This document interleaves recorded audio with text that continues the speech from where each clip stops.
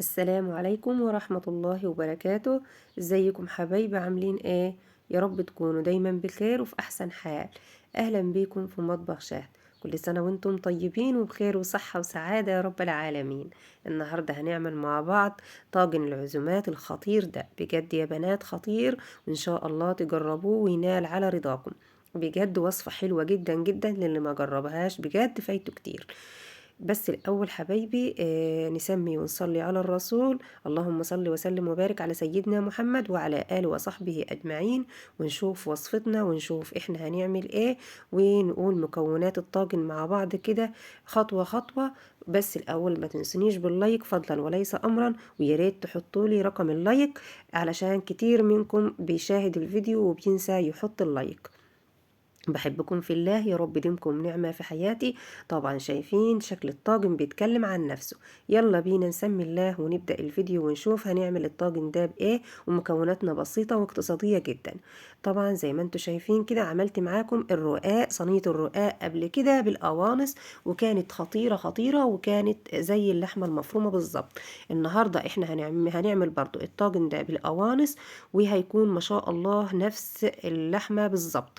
وطبعا هنا القوانص بديل اللحمة. يعني تقدري تعمليه بلحمة مفرومة، تقدري تعمليه بلحمة قطع صغيرة، مفيش أي مشكلة خالص. أنا هنا جبت قوانص البط وغسلتها وصفتها ونشفتها وقطعتها قطع صغيرة. وبعد كده جبت حلة حطيتها على البوتاجاز، وحطيت فيها كده معلقتين من السمنة. ويا ريت طبعا تكون سمنة فلاحي في الوصفة ديت. ولو ما عندكيش مفيش أي مشكلة خالص، يعني اللي متوفر عندك والمتاح عندك. وضفت كده هنا بقى القوانص، هديها كده صدمة، وهتعامل معاها نفس معاملة العصاج بالظبط، زي ما قلنا قبل كده إن هي قوانص، ولكن احنا هنتعامل معاها نفس معاملة العصاج بالظبط. بعد ما اديتها صدمة بالشكل ده كده لغاية ما غيرت لون، بدأت انزل عليها ببصلتين كده مبشورين او متقطعين صغير، اللي يريحك واللي تحبيه. وبدأت كده أشوح البصل بقى مع ال القوانص، واديته تشويحة حلوة جدا. وبعد كده هبدأ إن أنكههم بقى بالنكهات اللي تحبيها والمتوفرة عندك، مفيش أي مشكلة خالص. أنا هنا معايا ورق لورا، ومعايا ملح فلفل أسود، ومعايا رشة من السبع بهارات. وطبعا أنا حطيت الأول كده فصين مستكة مع السمنة وهي بتسيح، واديتهم بقى تقليبة بالشكل ده كده. ولو انت حابه تضيفي رشه من جوز الطيب مفيش اي مشكله خالص، اللي يريحك. بس هي طبعا السبع بهارات بتغني عن حاجات كتيره جدا جدا. يعني لو انت عندك السبع بهارات تقدري يعني تستغني عنها عن حاجات تانية بيها. كده بقى خلاص. هسيب بقى العصاق كده ياخد مع نفسه شوية، وهغطي عليه. وهنجيب حلة تانية على عين البوتاجاز التانية، ونبدأ نشوف ونكمل وصفتنا ونشوف احنا هنعمل ايه. ودي كانت اول خطوة في الوصفة بتاعتنا، ان احنا عملنا عصاق وركناه على جنب كده على نار هادية. بقى انا هنا هدي النار وهسيبه براحته لغاية ما ابدأ اني احمر كده اللسان معايا. طبعا كمية اللسان ترجع ليكي واللي انتي هتعمليه، وطبعا على قد عدد افراد اسرتك. جبت كده الحلة حطيتها على البوتاجاز، وحطيت فيها مادة دهنية خليط من الزيت والسمنة.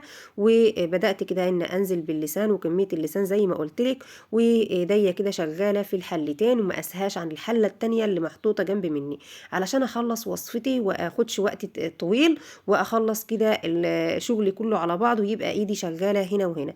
حمرت كده اللسان لغاية ما أخدت اللون ده. شايفين ما شاء الله لونه جميل جدا وخطير. أنا هنا طافية النار، ولكن بقلب كده في سخونة الحلة، هيديني اللون الذهبي اللي أنا عايزاه. يعني مش لازم نستنى لما اللسان يتحمر معانا نهائي، هي سخونة الحلة بتخليه معانا.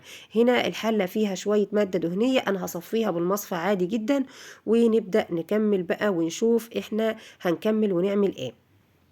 بعد العصاج ما بدأ معايا ينشف تماما اهو زي اي عصاج طبيعي جدا، هبدأ بقى انزل بباقي مكونات الوصفة. وهي معايا البسلة او البسلة والجزر. لو انت حابة تضيفي بسلة بس مفيش مشكلة، حابة تضيفي بسلة وجزر برضو مفيش مشكلة. هو الجزر هنا قيمة غذائية مش اكتر، لو انت مش حابة تضيفيه مفيش مشكلة. وهنبدأ بقى ان احنا نحط البسلة، وبرضو المكونات دي على حسب عدد افراد اسرتك. يعني انا عارفة عدد افراد اسرتي، وعارفة مين اللي هياكل واحنا هناكل ايه، فعملت الكمية دي. انت تقدري تقللي الكمية او تكتريها، مفيش اي مشكلة، ده حاجة ترجع ليكي وحاجة ترجع لحسب مكوناتك واحتياجاتك. قلبت كده البسلة مع العصاج زي ما انتوا شايفين، اللهم بارك. وطبعا البسلة هنا، البسلة بتاعتي سكرية وبتستوي بسرعة جدا. انت لو انت البسلة بتاعتك مش سكرية وهتتأخر شوية في التسوية عن اللسان، تقدري هنا تحطي نص كوباية من المية او الشوربة وتسيبيها كده تتسبك تاني، هتاخد تسوية شوية قبل ما نضيفها مع اللسان. لكن انا هنا البسله سكريه وبتستوي، يعني هي في البخار كده لغايه ما نيجي نقلب كده المكونات مع بعضها، هتكون كلها متجانسه وكلها تكون مستويه في النهايه في الطاجن. رجعت بقى اللسان زي ما انتوا شايفين في الحلة بعد ما صفيته نهائيا، وجبت كده بقى الخليط اللي كان في الحلة التانية اللي كان على البوتاجاز اللي هو العصاج بالبسلة، جبته كده وضفته على الخليط اللي في الحلة اللي هو اللسان العصفور، وبدأت اني اقلب كده الخليط مع بعضه. اللهم بارك. طبعا الطاجن ده بجد بجد خطير خطير، ان شاء الله تجربوه وينال على رضاكم. طبعا هنا كان ناقص في الوصفة الملح. طبعا انا حاطه النكهات ومش محتاجه نكهات تاني خالص، وطبعا احنا برضو عاملين شوربه والشوربه برضو متنكهه، فبلاش نكهات كتير علشان ما تغيرش الطعم معانا. بدات كده حطيت الملح وبدات اقلب الخليط بالشكل اللي انتوا شايفينه ده. دخلت كل المكونات في بعضها بقى، اللهم بارك. شايفين شكل الخليط جميل جدا جدا وهو ني لسه ما استواش. هنبدأ بقى نجيب الطاجن بتاعنا ونضيف فيه كل المكونات دي، او صينية او المتوفر عندك مفيش اي مشكلة خالص. انا عن نفسي بعمله في صينية وبعمله في طاجن، والاتنين بيدوني نفس النتيجة، مفيش اي مشكلة. جبت الطاجن وشطفته كويس وغسلته، وجبت بقى احط الكميه فيه، افضل كميه فيه. ولازم يكون معاكي مساحه في الطاجن تكون فاضله كده، علشان طبعا لما يستوي هيعلى معانا، مش هيفضل نفس السمك كده. جبت بقى الشوربه، والشوربه لازم تكون بتغلي علشان الخليط كان سخن، وعلشان برضو لما ندخله الفرن ما يقعدش وقت كتير ووقت طويل في التسويه. قلبت كل مكونات الطاجن بالشكل ده كده، وما تخافوش البسله اللي طلعت على الوش دي هي كده كده احنا هنقلبه تاني. هغلف بقى الطاجن بالشكل ده كده وادخله الفرن، وده بعد ما استوى. اللهم بارك. شايفين شكل الطاجن؟ ما شاء الله ما شاء الله، بيتكلم عن نفسه. ما تقولوليش بقى لا مكرونه بالبشاميل ولا جلاش. بجد يا بنات جربوا الوصفه دي وجربوا الطاجن ده ومش هتندموا، وقولوا لي رايكم في التعليقات. ان شاء الله هيعجبكم وينال على رضاكم. ويا رب يكون الفيديو خفيف ولطيف عليكم وما كنش طولت عليكم الفيديو. بحبكم في الله، يا رب ديمكم نعمة في حياتي. رمضان مبارك عليكم جميعا. وبجد الطاجن مفلفل وماهوش معجن، واهم حاجة ان هو يكون مفلفل كده ومش معجن. وزي ما انتوا شايفين كده ما شاء الله. طبعا قلبته بقى كله في بعضه علشان البسلة اللي كانت طالعة على الوش تدخل كلها في الوصفة. ولو انت حابة تشيلي الجزر زي ما قلتلك مفيش اي مشكلة.